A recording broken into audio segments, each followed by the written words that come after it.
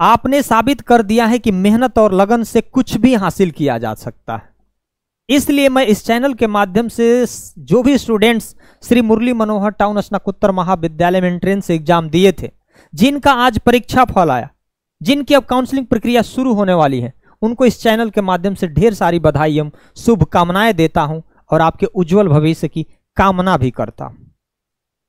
अब BA first semester, BCom first semester, BSc bio, BSc math की अब counselling प्रक्रिया शुरू होने वाली है। फर्स्ट लिस्ट की काउंसलिंग प्रक्रिया शुरू होने वाली है। कौन कौन से डॉक्यूमेंट्स लाना होगा, किसी कारणवश आपकी काउंसलिंग प्रक्रिया छूट जाती है तो अब फिर आप कब काउंसलिंग करा सकते हैं, पूरी डिटेल्स इस वीडियो में जानेंगे। और आपकी काउंसलिंग किस भवन में होगी, टाइमिंग क्या होगा, सारे बिंदुओं पर हम चर्चा करेंगे। श्री मुरली मनोहर टाउन स्नातकोत्तर महाविद्यालय बलिया का ये नोटिफिकेशन है।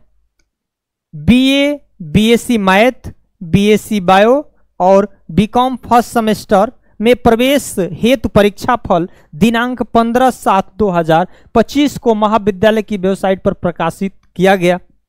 ठीक, अब कब कब काउंसलिंग प्रक्रिया होगी? फर्स्ट लिस्ट अभी बीए, बीएससी, बीकॉम का आ चुका है, बायो और मैथ का भी। प्रथम सूची जो जारी हुई है काउंसलिंग की, उसका काउंसलिंग होगा 17, 18, 19 तीन डेट में होगा।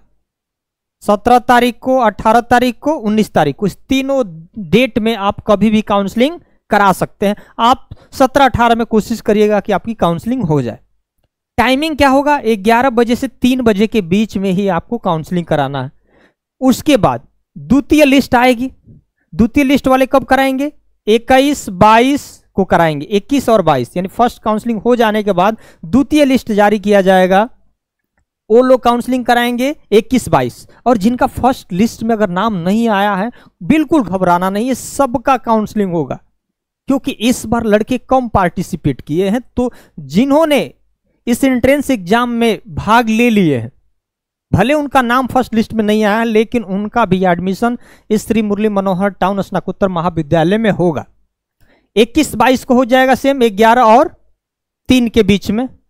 तृतीय सूची कब जारी होगी? तीसरा सूची की अभी कंफर्म नहीं है, लेकिन जारी होगी जब सीट क्या हो जाएगा, जब उपलब्ध होगा तब ये तीसरा लिस्ट भी जारी होगी, चतुर्थ लिस्ट भी जारी होगी। अगर इसी में सारे सीट अगर फुल हो जाएंगे तो नहीं जारी होगी, लेकिन पूरी संभावना है कि तीसरी, चौथी लिस्ट तक आएगी। हो सके तो लास्ट में 5वीं सीट की भी संभावनाएं जताई गई है। तो तृतीय लिस्ट कब आएगी? 24, 25 को। चतुर्थ लिस्ट आपका 28, 29 को अगर जारी होता है तो इसकी काउंसलिंग 28, 29 को होगी। तृतीय का आपका 24, 25 को होगी, सेम 11 बजे से 3 बजे के बीच में।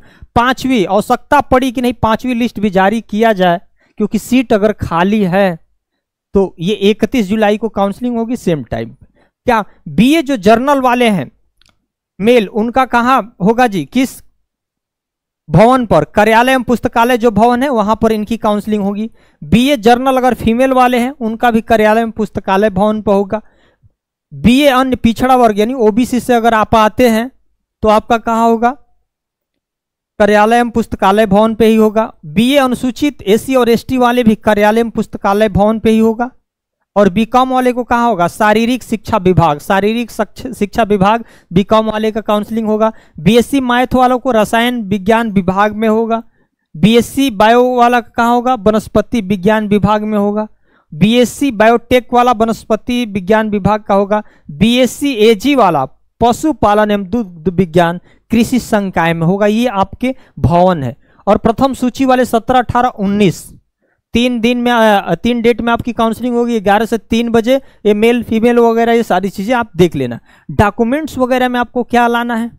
कम से कम आपका हाई स्कूल, इंटर, आधार कार्ड नंबर, मोबाइल नंबर वही चाहिए जो आधार कार्ड से आपका लिंक हो।